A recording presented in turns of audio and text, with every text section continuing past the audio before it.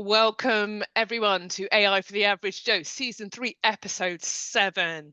And we are with the fantastic Peter Plumlee today, all things head of L&D and much more, who Peter's going to share some really fantastic things, thinking and actions and exercises that he's been using with artificial intelligence in his role in L&D. And I think there'll be some really inspirational and practical takeaways from today's session. So, hello Peter, how are you? I am doing very well, thanks. How about you? Good. I'm certainly good. Hayley, are you good? Hayley's on I'm holiday next week, so Hayley's probably very good. Oh, I know, I'm in wrapping up mode. I finish tomorrow, so I'm feeling very good actually. Yeah, very good over here. Thanks, Peter. Yeah, exactly. Although we've had a bit of a heat wave in the UK, so it feels like it's holiday at the moment. But yeah, very nice. Everybody's in Yeah. holiday mode. So we had a very brief conversation before we started filming, and you've already shared a bunch of really inspirational stuff that I think our watchers and listeners will be really keen to learn about. You started our conversation, and I'd be really interested to hear more about this around your philosophy of just get stuck in, start using generative AI and whatever kind of model that you're using and be curious about it. Is that fair? Is that kind of where you guys start? absolutely. As a development professional, yeah, main gig, I'm a standalone L&D person for a national company and also supporting external contacts. So I definitely need to be curious and have ways to make this possible on top of, also thinking about using AI responsibly by being a co-founder of the Responsible Leadership collective, and using AI also gives me time to then be a part of Association for Talent Development and CMI and all of these wonderful things. So really just anytime someone says, "I don't know how to use it, how does that even apply to my job?" Like, I get it, there's so many things that we have in front of us. I'm like, just like you go into Google and you say, "Who was in this movie that sounded like this?" Uh, That's gonna be your first idea of AI. So just plop down and say, "Hey, I don't know how to use you. You kind of scare me. I don't want you to replace me. Where do I even start?" And it will be very nice. It'll be gentle with you to It start will with. be very gentle. I've done this with lots of people where I'm like, I'll do it with you. I'm going to virtually hold your hand, yeah. screen share, and guide them through some of these prompts. And they're like, oh my God, that felt so much better. And while it's great to immediately try to dive into how do I use it for work, one of our first examples, whether I'm at my primary job or out at a conference, is tying into Haley's plans. So, what are you planning on doing for your holiday? Have it do that. Last time I came to the UK, I had it plan my entire trip day by day, gave me times, and I even gave it an extra challenge. Said, I'm going to be staying in the country of England, like the countryside, not just the country. And I'm vegan. Like, Uh-huh. help me find vegan food outside of the city. Nice. And it did a really great job of being able to provide me with meals and activities. Yeah. I, Yeah. I think I think that's Yeah. the key, isn't it? I love the way you humanize it by saying, I'm scared of you. I don't know how to use you. I'm a bit worried you might, take my job or whatever. That it just cuts through the BS. It cuts through the corporate. It just cuts through the kind of you must know prompt engineering to use this stuff, that we hear all the time. And Mm. again, that humanizing of wrapping it into something, and we certainly do this in our sessions. What's the one thing that you wish could make your life a little bit easier, for example? And Mm. that's a great example of that. So Yeah. that's your approach that you take in your main role at presence, and also your other gigs that you have outside of that as well. Yeah, absolutely. I mean, I love prompt engineering. I've gone, of course, through the big wave of I'm going to do every single thing I can about prompt engineering. There are so many new acronyms Yeah. But those are kind of really threatening themselves. It's like, just have a conversation. I actually find that sometimes in those engineering of prompts, we're now making it difficult and Mhm. removing the efficiency from it. 'Cause, you called out the human side of it. I really do see AI being able to provide us with just letting go a little bit, being really efficient with things, and that giving us a lot more time to be human. In the workplace, that may be, yes, writing up a response to an email. I do it often. I'm like, oh, I've got this chain. I need to respond. I don't really have the mental capacity to do it right now. Can you help me? Like, that is my prompt. Exactly what I just said. I Mhm. copy and paste it with nothing confidential. And it's like, hey, I get it. It's been a long day. Mhm. Here's a message for you. Mhm. Copy and paste it. And then I tweak it and make Mm. it me. And then I have time to go over to another department and say, hey, what are you people working on? And I can strategize or come up with more ideas of what I want to do from my own department's standpoint. It's actually creating more space to be Mm. human again, as well as in a weird way it's not so much human, but with my subject matter experts, a lot of SMEs are intimidated to provide content, Yeah. or especially if they're like data engineers, they're going to provide you a Mhm. video that is a little rough to get through. Mm. Mhm. But by having the software that I have, ChatGPT and some other things, like, hey, I took your deck, I put it into this video, I found a very nice AI voice for you and put it over. And they're like, oh my God, that was great. They said it better than I could. And then they start sending me more. It's Yeah, Oh, yeah. I guess it may not be your voice they're hearing, but it is your voice and your Mm. knowledge that you're sharing, and they feel so much more comfortable with it.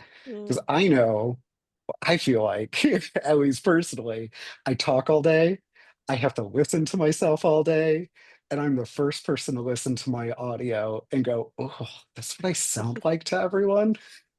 Yeah, I think we all do that a bit, don't we? I just want to go back a bit, Peter, as well, because your point around over engineering prompts is really interesting.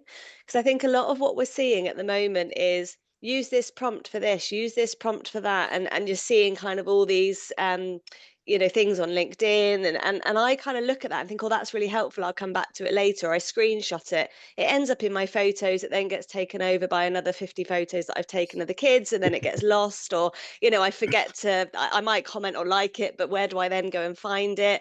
It's not easily accessible. And actually, it's overcomplicating something, which, like you said, you can just say, help me. What do you need to know to be able to do this task for me? And I think also what that does is it allows it to become a two-way conversation rather than a one Mhm. prompt wonder where we're just sticking a prompt out and then complaining about what we get back, which I know we're hearing all the time as well. So I love that idea of just taking that pressure off of feeling that you have to know how to prompt when actually, yeah, there's some hints and tips that you'll learn along the way, but teach yourself, play around with it and see what you end up with. I love that. And I think it's something Absolutely. that opens it up for more people, actually. And, even to that point, it makes me think about just human communication in general, but also it's like a weird micro, like down low way of also developing leadership.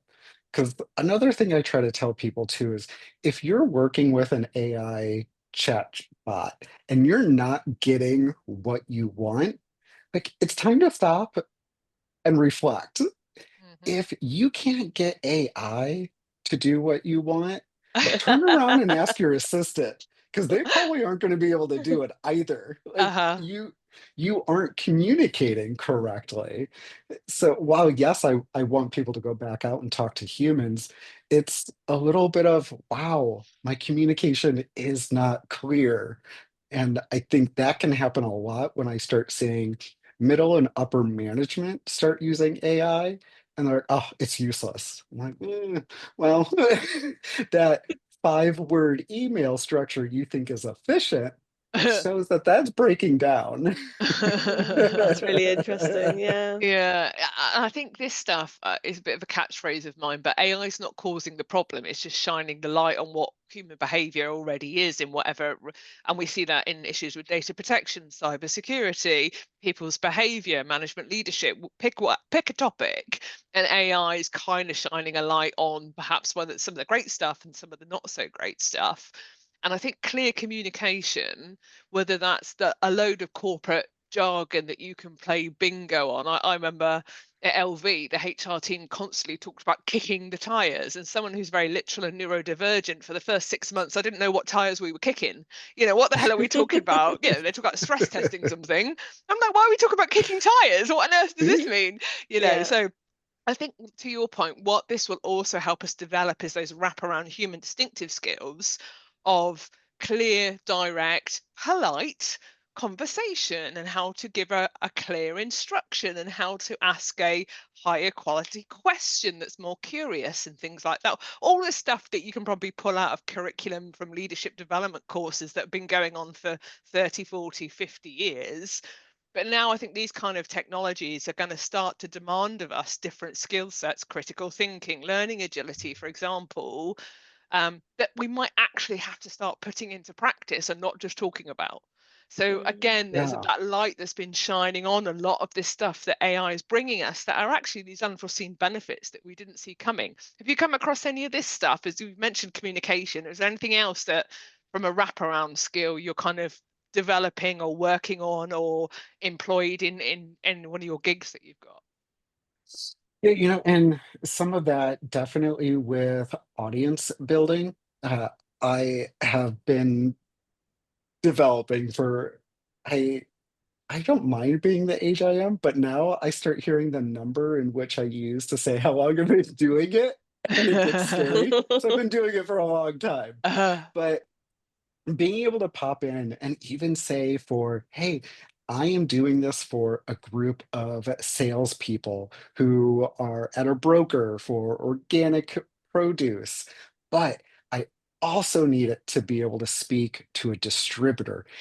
And I need this to be something that someone who has never heard of this before come in and understand without it sounding dumb to an experienced person. Because mhm. honestly, the experienced people, they likely don't really know anything that's being said. They're like, oh yeah, kicking the tires. And they think tires is sales graphs.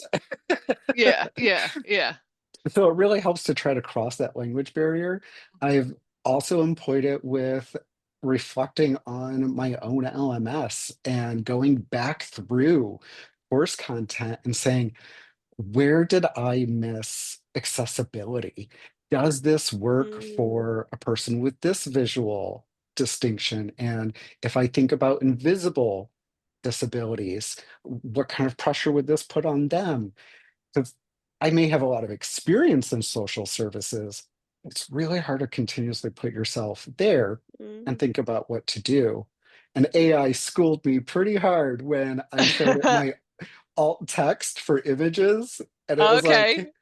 just because you get 2,000 characters does not mean you need to use 2,000 characters. Yeah, Wow.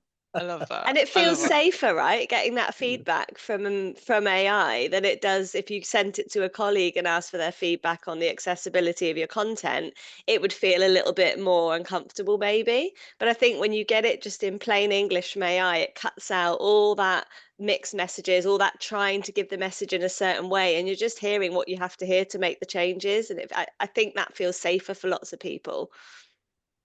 Oh yeah, absolutely. And even just circling back to using the different jargon and how that cross correlates with people, just based off of my own account using ChatGPT, very easily I used AI to build an AI and uploaded what we already have internally with our acronyms and jargon for how it's used internally, because it 100% all the same acronyms are used differently outside. And I put in all the job titles and descriptions and an explanation of our company. So now an employee, instead of trying to look through a glossary, they can just copy and paste an email, and the bot will explain it for them, put everything into context, and they can then even go back to it and say, I wrote this email, but I'm not sure if the person I wrote it to is going to understand it. And it Right. might swap out acronyms to make it more accessible for them. Mm. And that's a great example of still kind of the human intelligence working with the artificial intelligence, but the human intelligence is still in charge.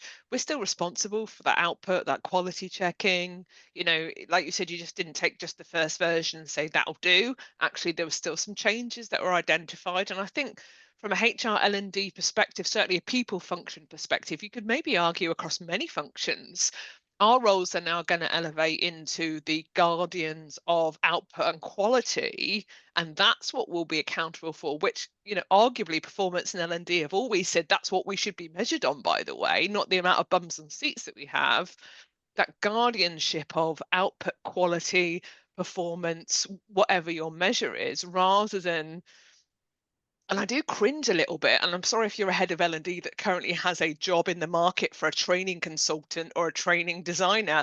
I do cringe a little bit when I see those kind of roles out in the market, and I don't see anything in the essentials desirables description around, you know, that quality checking, that critical thinking, that complex problem solving, that guardianship of best practice outcome. I'm still seeing designs training through e-learning and PowerPoints and this, you know, so it's like, Mm. oh, how sustainable is that role in itself? So I don't know, maybe I'm being a little bit too pokey with that, but, and I know different people move at different speeds, but what's your kind of view on what does this mean now for L&D and even in just 6 months' time? What's your view there? I think it is just pokey enough, and we can all be armed with a fire poker. We don't have to put it in the fire yet, but we can start yielding I that probably burnt my poker. hand from my poker being too hot at times, if I'm honest, but okay. Erica's poker's gone in the fire a few Yeah, times. I've got a really, really, really good poker now. So I'll You be the make first to so many say it's comments okay. we won't record. I think some of the real hard uh, difficulty and challenges with it is, to be quite honest, so many L&D positions are hired by a HR function that does not do L&D whatsoever. Yes. So they are looking for those old keywords of, ooh, e-learning design. And something that I am really passionate about and try to do through all the different things I find to spend my time on is helping L&D transition again into a new role of, we are business partners. We are consultants, we are strategists. Drivers of I don't, change. It's yeah, everything's about change, right? it's Yeah. everything. And I saw on a webinar a few months ago, someone said, I don't care if someone goes my LMS and completes the 5-minute training. I care that they went in and found the 30 seconds of information they needed to go back and complete their job. Yeah. We are enablers. So if that is by giving you an AI tool or telling you, hey, I saw the end of your quotation marks in that message you copied and pasted without editing, we can be that guardian. Yeah. But I think we are more involved in business as a need to be. And that's how I would encourage people to go about. If you're wondering, well, everyone keeps saying L&D is really at risk with AI. Don't be afraid. Go to your Mm. preferred AI and say, hey, this is my function. This is what's going on in the world. How can you help me adapt my function to still be impactful on humans? Mhm. It's going to tell you. Because remember, AI was created by people. It's just a bunch of people that had to program this, and it's really good at repeating everything it knows. Mhm. It is, this is a different form of my 23-year-old analogy. AI is still just walking. It's not giving that 23-year-old attitude yet, but it's Yeah. kind of at the point where it's like, maybe it's 21. it thinks it knows everything, There's still but it so much doesn't to yet. learn. Yeah, we're like, oh, well, I've got another 20 years on you, so I'm still a little wiser. Yeah. Yeah, I love that analogy and that idea of, we don't have to trust a 5-year-old, but we can start to learn from it. And I think that's where we are, isn't it? It's not about having complete trust in everything we get back. We need Yeah. our expertise, we need our own input to that. Someone described it to me as a bit of an infinity circle, so that with an input and an output, and you've got that kind of AI is the output and the human is the input, and it's trying to find a way to continuously work together to Mm. benefit us basically and our productivity and how we work and the quality of what we do. And I quite liked that. Yeah. Yeah. And It, it I just mean, it comes down to mindset, really, and doesn't it? Yeah, sometimes it's definitely. a great tool to use just to go off. I mean, you're having a bad day. Don't write that email you accidentally sent. Just pull up the AI and say, hey, you know what? I'm having a bad day and I want to tell you exactly how I feel about everyone. Yeah. Yeah. Rather than tell I'm your colleague and that person goes and Rather than tells the putting it other in the Yeah, colleague email like complaining right. this. about them. Yeah. I Keyboard totally, I've warrior into had that. had those days where I'm like, oh, this is exactly how I feel about the situation. I am upset. I cannot think clearly. I'm very upset. And it's like, totally understand. Here's a more appropriate response. But I was able to Brilliant. get it all out and Yeah. know I still completed the job without having to spend 4 hours re-editing that message. Yeah. Yeah, yeah. Yeah. Brilliant. Yeah. And that Peter, psychological support as well, that wellness support, that just just in time in the moment when you're feeling like you're going to blow your head off, and that just 5 minutes of just calming down or getting a bit of advice around box breathing or go and take 5 minutes out or don't hit send or send, give me the email, don't send it to the person, and yeah. I'll read. Even that is just, because organizations have EAPs, don't they? Employee assistant programs and well-being weeks, and you get your fruit and your massage and all that kind of stuff. But there's never been that kind of in the moment, I just need some support now. And people will Mm, try and book in with their manager who might not be available or go and see HR or Mhm. whatever. But like the L&D tutor trainer example, you've got this stuff now at your fingertips, which is so accessible. I guess it goes back right to your beginning piece, Peter, when you were talking about how you communicate it with it. And I guess it comes down to trust. It all comes down to trust, this stuff, doesn't it? Yeah, definitely. it's just it's a scary big world out there, but it's not a spider. It's just pixels and black and white text. And I still encourage everyone to start with please and end with thank you. Or I still say, hello, how are you today? I would like your assistance doing this. You know, you Yeah. get out what you put in. And when those Cybermen do take over, I want to be towards the end of the list. It's so funny you say that, Peter. So I was very quickly because we need to wrap up soon, but we're renovating our house and I've been designing our hallway. And I started out kind of quite polite, open the conversation. Can you help me show me this in these colors? Show me this space in this color. What other colors would work? Back and forth, loads of ideas. And then I was getting quicker in my responses, can you do this? Can you do that? Can you show me this? And it ended up going from, yeah, sure, and giving me loads of open responses. And as I got blunter, I was just getting done at the end of this. So I'd get Isn't the that image and I'd get interesting? done, and then an image and done. And I thought, oh, that's interesting. Chat GPT's gone cold on me because I'm not being as polite.